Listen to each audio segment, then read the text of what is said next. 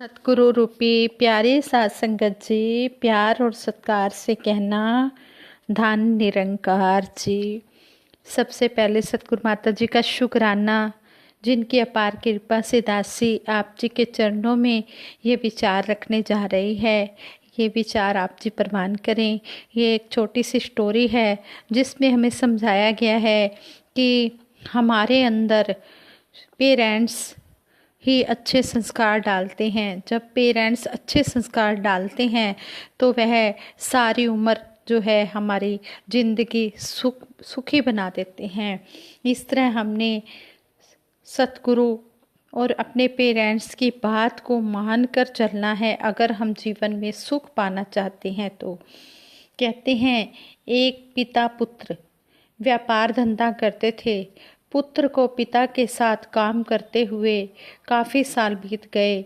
फिर भी पुत्र को पिता ना तो व्यापार को आज़ादी देते थे और ना ही अलमारी की चाबी देते थे। पुत्र के मन में हमेशा यह बात खटकती रहती थी। वह सोचता, यदि पिताजी का यही व्यवहार रहा तो मुझे व्यापार में कुछ नया करने का कोई मौका नहीं मिलेगा।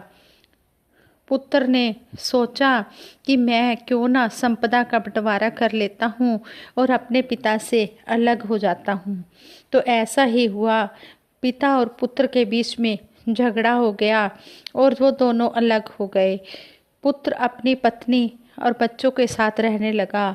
पिता अकेले थे क्योंकि उनकी पत्नी का देहांत हो चुका था। उन्होंने किसी दूसरे को सेवा के लिए भी नहीं रखा क्योंकि उन्हें किसी पर विश्वास नहीं था। वह स्वयं ही रूखा सूखा भोजन बनाकर खा लेते थे। कभी चने आदि खाकर ही गुजारा कर लेते थे, कभी भूखे पेट ही सो जाते थे। उनकी पुत्र वधू बचपन से ही सत्संगी थी। जब उसे अपने ससुर की ऐसी हालत का पता चला तो उसे बड़ा दुख हुआ। उसने अपने पति को बहुत मनाने का प्रयास किया, परंतु वह नहीं माने। पिता के प्रति पुत्र के मन में सद्भाव नहीं था। अब पुत्र वधू ने एक विचार अपने मन में दृढ़ करके उसे किया। वह पहले पति व पुत्र को भोजन कराकर शॉप पर और पति को शॉप पर और बच्चों को स्कूल भेज देती। बाद में स्वयं ससुर जी के घर जाती, भोजन बनाकर उन्हें खिलाती और रात के लिए भी भोजन बनाकर रख खाती। कुछ दिनों तक ऐसा ही चलता रहा। जब पति को पता चला तो उसने पत्नी को ऐसा करने से रोकते हुए कहा, तुम ऐसा क्यों करती हो? बीमार पड़ जाओगी। तुम्हारा शरीर इतना परिश्रम भी सहन नहीं कर पाएगा। तो पत्नी बोली, मेरे आदरणीय ससुर जी भूखे रहें, तकलीफ़ पाएं और हम लोग आराम से खाएं पिए, यह मैं नहीं देख सकती। मेरा धर्म है बड़ों की सेवा करना। इसके बिना मुझे संतोष नहीं होता। उनमें भी तो मेरे निरंकार का वास है। मैं उन्हें खिलाए बिना खाना नहीं खा सकती। भोजन के समय उनकी याद आने पर मेरी आंखों में आंसू आ जाते हैं। उन्होंने ही तो आपको पाल पोस कर बड़ा किया है और काबिल बनाया है, तभी आप मुझे पति के रूप में मिले हैं। आपके मन में कृतज्ञता का भाव नहीं है तो क्या हुआ? मैं उनके प्रति कैसे कृतघ्न हो सकती हूँ? पत्नी के सुंदर संस्कारों और सद्भाव ने पति की बुद्धि पलट दी। उन्होंने जाकर अपने पिता के चरण छुए, माफ़ी मांगी और उन्हें अपने घर ले आए। पति पत्नी दोनों मिलकर पिताजी की सेवा करने लगे। पिता ने व्यापार का सारा भार पुत्र पर छोड़ दिया। परिवार के किसी भी व्यक्ति में सच्चा सद्भाव है, मानवीय संवेदनाएं हैं तो वह सबके मन को जोड़ सकता है। घर परिवार में सुख शांति बनी रह सकती है। लेकिन ये जो अच्छे संस्कार है, जब कोई भी इंसान सत्संग में जाता है तो उसको वहाँ से भी मिलते हैं और अपने पेरेंट्स से भी मिलते हैं। इसलिए सभी के चरणों में यही बेनती है कि अपने बच्चों को सत्संग में जोड़ें, शुरू से ही बचपन से ही सत्संग में जोड़ें ताकि उनके अंदर अच्छे विचार आए।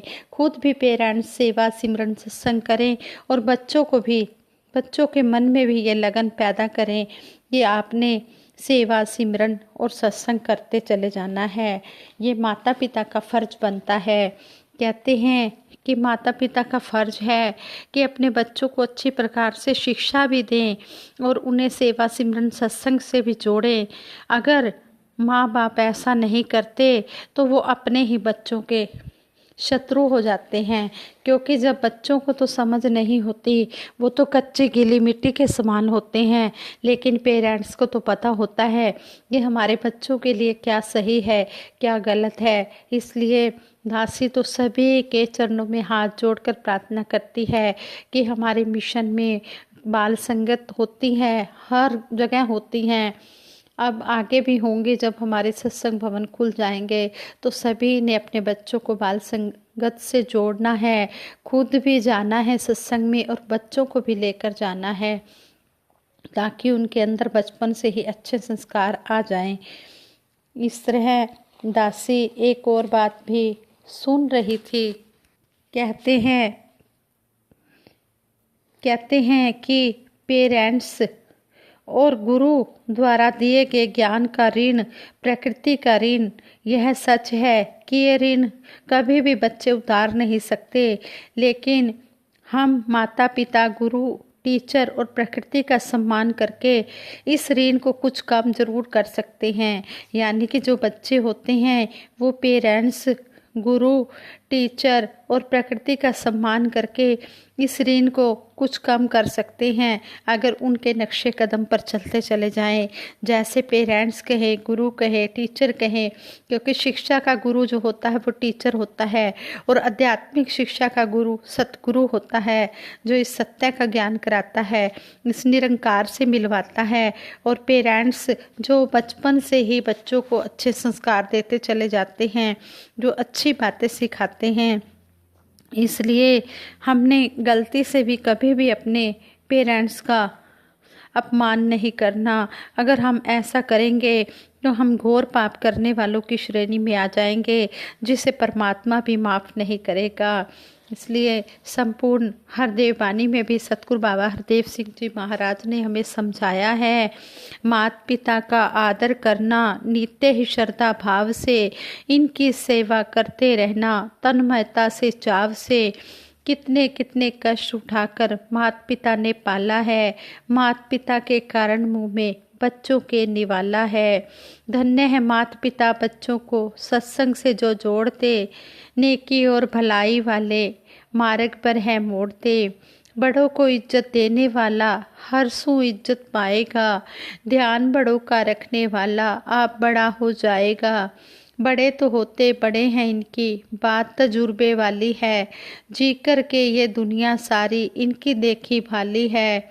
बड़ों से इनका अनुभव लेकर आगे बढ़ते जाना है, कहे हरदेव संत मति को जीवन में अपनाना है। इस तरह सतगुरु बाबा हरदेव सिंह जी महाराज ने हमें समझा दिया है कि बच्चों का फर्ज बनता है कि वो अपने पेरेंट्स का आदर करें।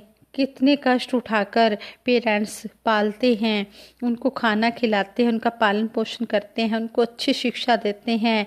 और वो पेरेंट्स धन्य हैं जो अपने बच्चों को सत्संग से जोड़ते हैं, नेकी और भलाई वाले रास्ते पर उनको लेकर आते हैं।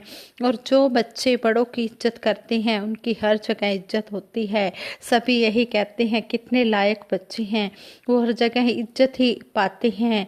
इस तरह कहते हैं कि बड़ों से ही अनुभव लेकर इन बच्चों ने आगे बढ़ते चले जाना है। और जब सत्संग में आएंगे, संत मति को धारण करेंगे तो जीवन भी स्वर्ग बन जाएगा। इस तरह हमें सतगुरु माता सुदीक्षा जी महाराज ने भी हमें समझाया कि एक मनुष्य का आकार भी मिल गया। हमने उस तरह से सारे काम भी शुरू कर दिए, छोटी आयु में स्कूल भी गए, बड़े होकर पढ़ाई लिखाई भी की, वह सब ठीक उसी तरह किया जिस तरह से करना चाहिए था। बाकी सब चीज़ें भी की, पर जो जीवन का सार है, जो मुख्य इशारा है, जो एक ठिकाना है, उसकी अगर हम बात करें कि हम करने क्या आए हैं इस संसार में और हम कर क्या रहे हैं, अपनी खुद की पहचान जो इस कादर ने हमें बनाया, इस रचनहार से हम निकले, तो अब बस यही जानना है कि कैसे हमारी जीवन मुक्ति संभव है।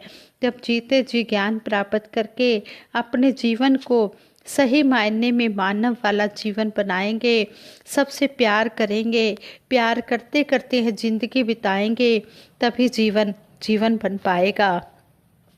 हम किसी को उस नज़र से ना देखें जहाँ हमारी अपनी नज़र ही इतनी खराब हो और वह दूसरों को नुकसान पहुँचाए। अपने आप को इस दुनिया में हर बुराइयों से बचाते रहना है। जैसे कोयले की खान में अगर सफ़ेद कपड़े पहन कर गए तो किस तरह बचाव करें कि वह कालक हमारे कपड़ों पर ना लगे।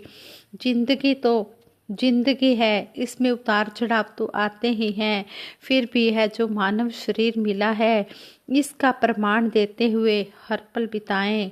संत मति को धारण करके मानव बन के तू दिखला। यह इशारा हमें यह संकेत दे रहे हैं कि आज के मानव का क्या हाल है। इसके समाधान के रूप में वही बात कि संत मति मतलब जो हम सत्संग में आ रहे हैं, निरंकार प्रभु परमात्मा का आसरा लेकर, तो सतगुरु से जो भी सुना उसे अपनाकर एक गुरुमत में जीवन बिताएं, मनमति की तरफ ना जाएं।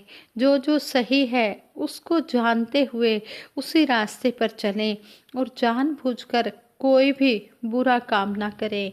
यह जो अच्छी बातें हैं सत्संग से हम डेली सीखते हैं, उनको जितना जितना गहरे भाव से हम अपने जीवन में उतार कर अपना जीवन जिएंगे, उतना ही वह एक रूप बनता जाएगा हमारे जीवन को निखारने का।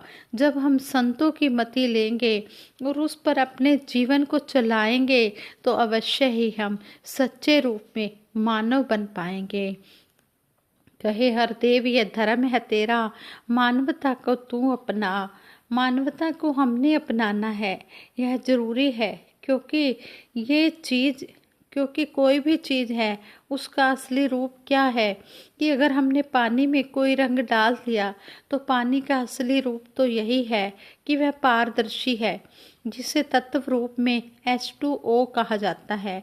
पर उसका अभी रूप थोड़ा बदल गया है क्योंकि हमने उसमें कुछ रंग डाल दिया है, कलर डाल दिया है। जीवन में भी हमें अपने वास्तविक रूप में रहना है। अगर मनुष्य है तो उसको मनुष्य के रूप में ही रहना है। इस पूरे ही शब्द में सतगुरु बाबा हरदेव सिंह जी महाराज ने यही समझाया है कि हमें अपने आप को अपने वास्तविक रूप में रहते हुए स्वयं सर्वोत्तम बनाना है, सबसे उत्तम बनाना है। दुनिया के जो प्रभाव हैं उनमें से हमने अच्छे प्रभावों को ग्रहण करना है और जो फायदे के नहीं हैं, जिससे हम अपना और किसी अन्य का भला नहीं कर सकते, उन प्रभावों को ग्रहण नहीं करना। हम निरंकार से ही आए हैं, तो जितना अपना स्वभाव निरंकार जैसा बना लेंगे वही हमारे लिए फायदा है। दातार सब पर कृपा करे, सेवा सिमरन सत्संग के रूप में हमेशा अपना ज़्यादा से ज़्यादा ध्यान निरंकार में लगाएं और यह जो जिंदगी मिली है यह सही मायनों में वैसी जिएं कि हमें कुछ बोलना ना पड़े, हमारे कर्म बोलें और वह कर्म देखकर सभी कहें कि यह इंसान इतना अच्छा है, हमको भी ऐसा ही बनना है। हमें मानव तन मिला है तो हम असली रूप में मानव वाली जिंदगी ही बिताएं। इस तरह हमें सतगुरु समझा रहे हैं, तो हमने इन बातों को मानवीय गुणों को धारण करते हुए कर्म रूप में ढालते हुए हमें अपना जीवन बिताना है। यह जो जन्म है 84 लाख योनियों के बाद मानव जन्म मिला है, तो हमने इसकी कदर करनी है। कहते भी हैं कि मानव जन्म अगर एक बार हाथ से निकल गया तो दोबारा मिलने वाला नहीं है। इसलिए हम समय रहते इस परमपिता परमात्मा की जानकारी करके अपना ये मानव जन्म का लक्ष्य पाकर ये हम अपना लोक सुखी और परलोक सुहेला कर लें। आज सतगुरु हमें समझा रहे हैं, अगर हम सुनकर भी अनसुना कर रहे हैं तो हम अपना ही नुकसान कर रहे हैं। इसलिए हमने सतगुरु की बात को समय रहते ही अपने जीवन में ढाल लेना है। जैसा सतगुरु कह रहे हैं उस बात को वैसे का वैसे मानते हुए हमने चले जाना है। भक्ति भरा जीवन संतोष जिए जाएं, सेवा सिमरन सत्संग सदा हम करते ही जाएं। जिस तरह भी सतगुरु के आदेश उपदेश हमें मिलते हैं सेवा के लिए, सिमरन के लिए, सत्संग के लिए, हम उनको अपने जीवन में करते चले जाएं। अगर हम सुख पाना चाहते हैं तो सुख किते न मिलते जी, सुख मिलते गुरां दी शरणी। सुख और कहीं नहीं है। ये संसार को तो दुखों का घर बताया गया है। कहते हैं कि अगर कोई माया से लिप्त हो जाता है, मायापति को भूल जाता है, तो फिर उसके जीवन में कभी सुख आ ही नहीं सकते। सुख जो है वो सतगुरु की शरण में आकर ही मिलते हैं। यहाँ पर जब हम सत्संग में बैठे होते हैं तो कितनी हमें ठंडक मिलती है।